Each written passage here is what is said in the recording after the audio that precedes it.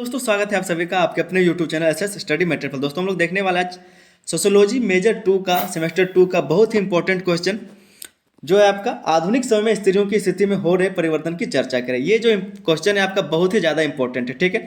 तो वीडियो को अंत तक देखिए, बहुत ही बेहतर तरीके से हम बताने वाले हैं और आपको बहुत ही अच्छे से समझ में आएगा, ठीक है। बहुत ही बेहतर तरीके से बताने वाले वीडियो को आप लोग पूरा देखिए। चैनल पर नए तो चैनल को सब्सक्राइब कर लीजिए। चैनल को सब्सक्राइब करने के बाद आप बेल आइकन को दबाकर उस पर ऑल को सेलेक्ट करें ताकि जो भी हम चैनल पर वीडियो डालें उसका नोटिफिकेशन जो आप तक पहुंच जाए, क्योंकि आपका सारा सेमेस्टर की तैयारी इस चैनल पर कराया जाएगा। और अभी जो सोशियोलॉजी का तैयारी है वो लगातार इस चैनल पर 1 से 2 दिन में कंप्लीट करा दिया जाएगा। तो सारा क्वेश्चन का आंसर जब हम यहाँ पर डालें उसका नोटिफिकेशन आप तक पहुँचे, इसके लिए आप बेल आइकन को दबाकर उस पर ऑल को सेलेक्ट कर लीजिए। और ये जो क्वेश्चन है, ये जो क्वेश्चन कि आधुनिक समय में स्त्रियों की स्थिति में हो रहे परिवर्तन की चर्चा करें, ये बहुत ही ज़्यादा इंपॉर्टेंट है, ठीक है। बहुत ही ज़्यादा इंपॉर्टेंट है ये क्वेश्चन। आपका 90% से भी ज़्यादा चांस है कि ये पूछा जाएगा, ठीक है। तो आप लोग इसको अच्छे से देखिए, किस तरह से इसका आंसर लिखना है और किस तरह से हम लिख के लाएँ उसी तरह से आपको भी लिखना है। वीडियो को बस आप अंत तक देखिए तो ये समझते हैं। सबसे पहले एक भूमिका लिखिए आप कि भारत में स्त्रियों की स्थिति ऐतिहासिक रूप से विविध और परिवर्तनशील रही है। भारत में जो स्त्रियों की स्थिति है वो ऐतिहासिक रूप से विविध और परिवर्तनशील रही। मतलब क्या बताया जा रहा है? परिवर्तनशील मतलब जब पुराने जमाने में क्या स्त्रियों को बहुत ही ज़्यादा आदर सम्मान दिया जाता था, लेकिन जो मध्यकालीन समय आया, जब बीच वाले समय आया, वहाँ पर स्त्रियों का जो है सम्मान या फिर इज्जत मिलता था पहले में, वो अब नहीं मिलने लगा। और आज का जो समय उसी को बरकरार रखने के लिए कई तरह का प्रयास किया जा रहा है, उसी को हम लोग आज समझेंगे, ठीक है।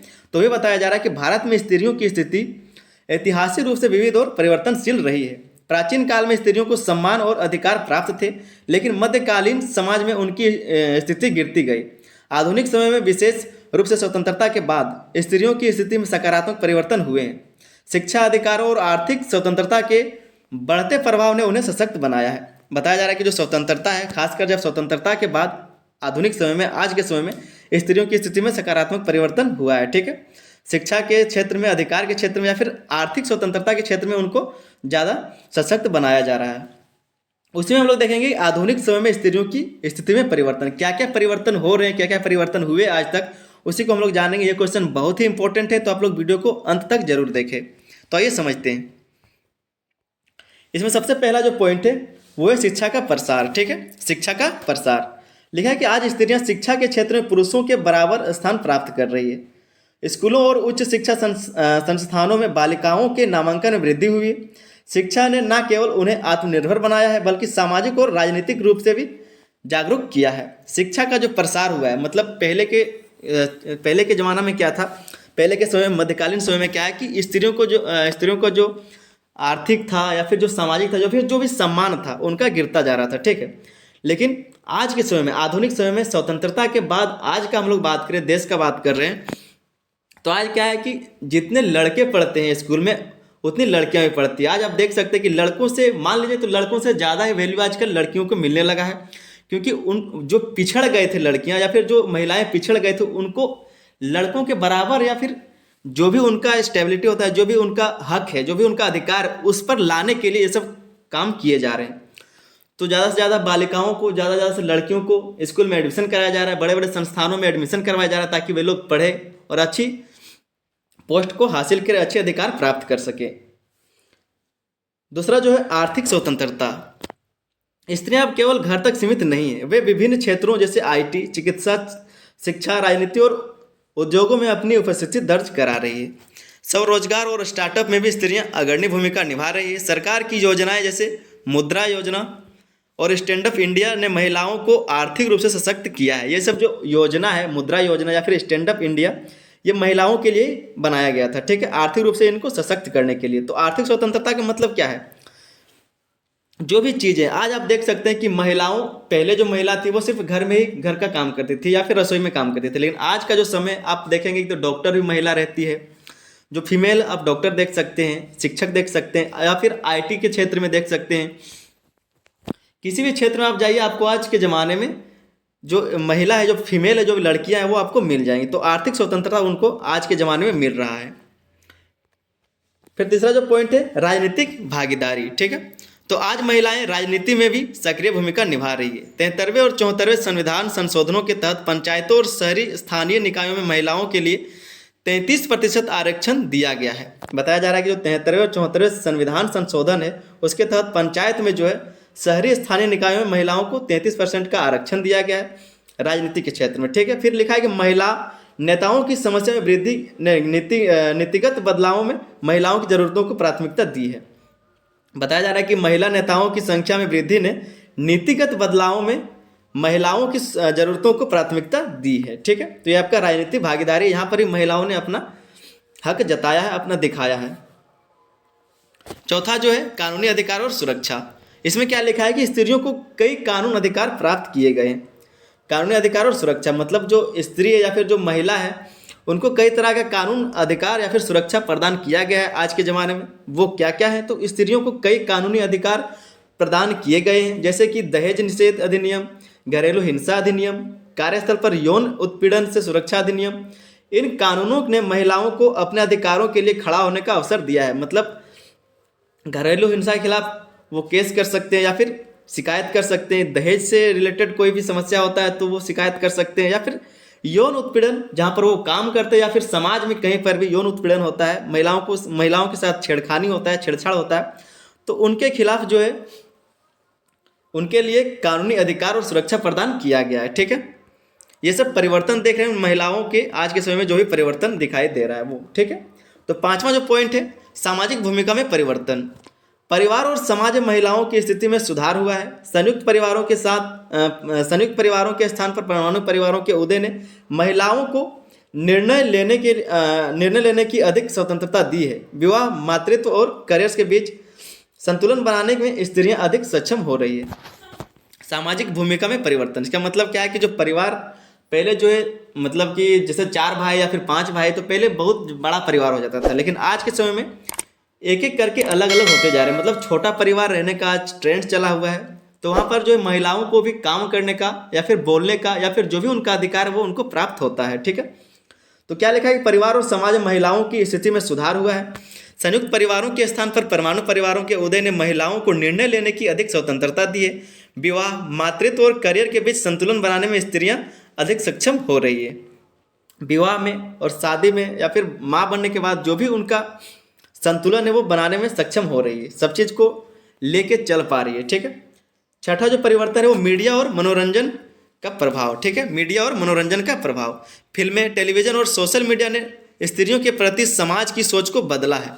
अब महिलाएं केवल पारंपरिक भूमिकाओं में नहीं बल्कि नेतृत्वकर्ता और प्रेरणा स्रोत के रूप में प्रस्तुत की जा रही है। मतलब बताया जा रहा है कि जो पहले महिलाएं थी तो घर में ही रहती थी, खाना बनाती थी, लेकिन आज के ज़माने में क्या है कि मिस वर्ल्ड बन रही है, मिस इंडिया बन रही है, बड़े बड़े डॉक्टर बन रही है, राष्ट्रपति जैसे अभी महिला है। तो ये सिर्फ एक कोई पोस्ट नहीं है, बल्कि यहाँ पर दिखाया जा रहा है टेलीविज़न या फिर मनोरंजन के द्वारा ये भी दिखाया जा रहा है कि किस तरह से वो प्रेरणा बन रही है अगली लड़कियों के लिए या फिर अगले फ्यूचर के लिए। ठीक है, जो भी लड़कियां आने वाली, जो भी छोटी, जो बड़ी होंगी, तो उनके लिए एक मॉडल के रूप में वो दिखाई दे रही है ताकि वो भी आगे चल के उस तरफ बन सके। ठीक है, वही बताया जा रहा है। आगे देख लेते हैं, जो 7वां नंबर पॉइंट है वो है स्वास्थ्य और जीवन स्तर में सुधार। सरकारी योजनाएं जैसे जननी सुरक्षा योजना, मातृत्व वंदना योजना और बेटी बचाओ बेटी पढ़ाओ ने महिलाओं के स्वास्थ्य और सामाजिक सुरक्षा में सुधार किया है। ये सब जो योजना है स्वास्थ्य और जीवन स्तर में सुधार के लिए, बेटी बचाओ बेटी पढ़ाओ योजना या फिर जो है जननी सुरक्षा योजना, मातृत्व वंदना योजना, ये सब क्या करता है? ये सब क्या करता है कि स्वास्थ्य सेवाओं की बेहतर उपलब्धता में मातृ मृत्यु दर है, जो शिशु मृत्यु दर है, उसको कम किया गया। ठीक है, ये सब जो योजना लाया गया, बेटी बचाओ बेटी पढ़ाओ या फिर जो मातृत्व वंदना योजना है या फिर जननी सुरक्षा योजना, इन सब योजनाओं के कारण क्या है कि जो बच्चों को जन्म देते समय मतलब प्रसव के समय क्या है कि महिलाएं मर जाती थी, जो माँ है वो मर जाती थी या फिर जो बच्चा है, जो शिशु है वो मर जाता था। तो इस तरह का जो समस्या होता था। ठीक है, लेकिन आज जो है डेवलपमेंट के कारण, तकनीक के कारण क्या है कि इन सब में मृत्यु दर में जो है कमी हुआ है और आज कमी देखा जा रहा है।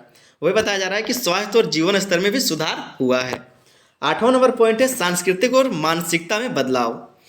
इसमें क्या लिखा है कि लैंगिक समानता के प्रति जागरूकता बढ़ी है। माता पिता बेटियों की शिक्षा और उनके करियर पर ध्यान दे रहे हैं। पुरुषों के साथ कंधे से कंधा मिलाकर काम करने की सोच समाज में विकसित हो रही है। लैंगिक समानता जो है, या फिर इसको समझ सकते हैं सांस्कृतिक और मानसिकता में बदलाव। इसको कैसे लिख सकते हैं? जैसे सांस्कृतिक का मतलब है कि जैसे ट्रेडिशन चलता था कि सिर्फ लड़के ही पढ़ेंगे, लड़के ही काम करेंगे, लड़कियां घर पे रहेंगी, तो ये सब जो बदलाव आ रहा है, आज लड़कियां पढ़ती हैं, स्कूल जाती हैं और अच्छे अच्छे पोस्ट पर भी हैं, ठीक है। और आज लड़का या फिर लड़की में भेदभाव नहीं किया जाता है। जिस तरह से जिस स्कूल में लड़के को पढ़ाया जाता है उसी तरह से लड़कियों को भी पढ़ाया जाता है। जितना खर्चा लड़कों पर किया जाता है उतना लड़कियों पर कराया जाता है। तो ये सब देखा जा रहा है आज। और आज जो है पुरुषों के साथ स्त्री भी कंधे से कंधे मिलाकर काम कर रही है, उसके साथ चल रही है। उसके बाद दोस्तों हम लोग देखेंगे स्त्रियों की स्थिति में सुधार के बावजूद चुनौतियां। स्त्री की जो स्थिति उसमें सुधार तो किया गया, लेकिन उसके बाद भी कुछ चुनौती है, उसको हम लोग देखते हैं, ठीक है। तो जो सबसे पहला चुनौती है, सबसे पहला पॉइंट है वो लैंगिक असमानता। अभी भी कई क्षेत्रों में महिलाओं के समान अधिकार और अवसर नहीं मिलते। कई सारे ऐसे क्षेत्र हैं जहाँ पर क्या है कि आज के समय भी महिला और पुरुष एक समान नहीं माने जाते, मतलब पुरुषों को ज़्यादा मान्यता दिया जाता है, महिलाओं को कम, ठीक है। तो कई ऐसे क्षेत्र हैं। दूसरा जो पॉइंट है घरेलू हिंसा। महिलाओं के खिलाफ घरेलू हिंसा एक गंभीर समस्या बनी हुई। घरेलू हिंसा जो महिलाओं के साथ होता है, मारपीट होता है या फिर गाली गलौज, कुछ चीज़ें कई सारे परिवारों में, सारे परिवार के बारे में तो नहीं बोला जा सकता, लेकिन कुछ परिवार में आज भी ये सब देखा जाता है, ठीक है। अगला जो पॉइंट है पारंपरिक सोच। तो ग्रामीण और दूरस्थ क्षेत्रों में रूढ़िवादी सोच महिलाओं के विकास में बाधक है। मतलब जो भी रूढ़िवादी सोच है कि महिलाएं ये नहीं कर सकती या फिर ये करने के लिए वो सक्षम नहीं है या फिर महिलाओं को ये नहीं करना चाहिए, तो ये इन सब चीज़ों में आज भी देखा जाता है कई सारे क्षेत्रों में। अगला जो पॉइंट है शोषण और असुरक्षा। तो कार्यस्थल और सार्वजनिक स्थानों पर महिलाओं के खिलाफ यौन उत्पीड़न की घटनाएं अब भी होती है। मतलब शोषण और असुरक्षा, कहीं भी समाज में आज भी असुरक्षा जो है वो महिलाओं के लिए बना हुआ है। छेड़छाड़ का जो केस आते रहता है, रेप का केस आते रहता है। तो शोषण और महिलाओं के लिए जो असुरक्षा है वो कई सारे क्षेत्रों में देखा जाता है। लगभग सभी क्षेत्रों में ये देखा जाता है असुरक्षा वाला केस, ठीक है। आगे देखते हैं, आगे देख लेते हैं स्त्रियों की स्थिति सुधारने के लिए सुझाव। स्त्रियों की स्थिति सुधारने के लिए कुछ सुझाव भी देने हैं। आप चाहे तो इसको लिख सकते हैं, नहीं चाहे तो नहीं भी लिख सकते। लिख दीजिएगा तो आपका आंसर बेहतर रहेगा, नंबर आपको अच्छा मिलेगा, ठीक है। तो लिखना क्या है कि शिक्षा का अधिक प्रसार। शिक्षा का अधिक प्रसार होगा तो स्त्री की स्थिति में सुधार आएगा। क्या बोल रहा है कि बालिकाओं की शिक्षा को प्राथमिकता दी जानी चाहिए। ग्रामीण क्षेत्रों में विशेष जागरूकता अभियान चलाया जाए। दूसरा जो सुझाव है वो है आर्थिक अवसर, ठीक है। महिलाओं के लिए रोजगार के अधिक अवसर प्रदान किए जाए। स्वरोजगार को बढ़ावा देने के लिए आसान ऋण और प्रशिक्षण कार्यक्रम लागू किए जाए। आर्थिक अवसर भी देना चाहिए महिलाओं को ताकि वो इन सब चीज़ों से बच सके। फिर है कानूनी संरक्षण। तो महिलाओं के लिए बनाए गए कानूनों को सख्ती से पालन हो। कानूनी जागरूकता अभियान चलाया जाए। महिलाओं के लिए जो भी कानून बनाए गए उनका सख्ती से पालन हो। लेकिन कुछ महिलाएं जो है ये जो कानून बनाया गया महिलाओं के बचाव के लिए, सुरक्षा के लिए, इनका दुरुपयोग भी करते हैं। बहुत सारी महिलाएं जो इसका दुरुपयोग करते हैं, क्योंकि महिलाओं का बयान ही काफ़ी होता है सबूत के तौर पर, तो इसका दुरुपयोग भी करती है, जिसके कारण ये एक गलत बात है, ठीक है। आगे हम लोग देख लेते हैं, ज़्यादा इस पर बात नहीं करेंगे, देख लेते हैं आगे। चौथा नंबर पॉइंट है मानसिकता में बदलाव। तो पुरुषों और महिलाओं दोनों के लिए समानता में संदेश को बढ़ावा दिया जाए। स्कूलों में लैंगिक समानता पर आधारित शिक्षा दी जाए। बताया जा रहा है कि जो स्कूल है वहाँ पर लैंगिक समानता के बारे में शिक्षा दिया जाना चाहिए ताकि मानसिकता में बदलाव हो सके। ये सारे सुझाव देख रहे हैं, ठीक है। पांचवा नंबर पॉइंट है सुझाव है कि महिला सुरक्षा। महिलाओं की सुरक्षा के लिए अधिक प्रभावी तंत्र लागू किया जाए। पुलिस और न्याय व्यवस्था को अधिक संवेदनशील बनाया जाए। तो ये आपका कुछ सुझाव था। उसके बाद हम लोग एक निष्कर्ष देखेंगे। आपको निष्कर्ष लिखना है, इसी से रिलेटेड सारे आंसर में आप निष्कर्ष लिखेंगे। जिस तरह का क्वेश्चन आपका सोशियोलॉजी में दिया हुआ है, आप सोशियोलॉजी में सारा में निष्कर्ष लिखेंगे। सारे में लिखना जरूरी रहता है। निष्कर्ष में क्या लिखना है कि आधुनिक समय में स्त्रियों की स्थिति में व्यापक परिवर्तन हुए हैं। वे शिक्षा, रोजगार और सामाजिक अधिकारों के क्षेत्र में आगे बढ़ रही हैं। हालांकि चुनौतियां अभी भी बनी हुई है, जिन्हें समाज और सरकार के संयुक्त प्रयासों से हल किया जा सकता है। डॉक्टर भीमराव अंबेडकर ने कहा था, अंबेडकर क्या कहते हैं कि किसी समाज की प्रगति का माप उस समाज में महिलाओं की स्थिति से किया जा सकता है। किसी भी समाज का विकास का मतलब किसी भी समाज का क्या स्टेटस है, वो कितना विकसित है, आप इस बात से अंदाजा लगा सकते हैं कि वहाँ पर महिलाओं की क्या स्थिति है, ठीक है। इसी से आपको समाज के बारे में पता चल जाएगा। तो ये आपका क्वेश्चन का आंसर था। उम्मीद करते हैं कि आपको बहुत अच्छे से समझ में आया होगा। अगर चैनल पर नए थे तो चैनल को सब्सक्राइब जरूर कर लीजिए और वीडियो अच्छा लगा तो वीडियो को लाइक कीजिएगा और अपने दोस्तों तक ज़्यादा से ज़्यादा इस वीडियो को शेयर कीजिए, ठीक है। मिलते हैं अगले वीडियो में, तब तक के लिए धन्यवाद। जय हिंद।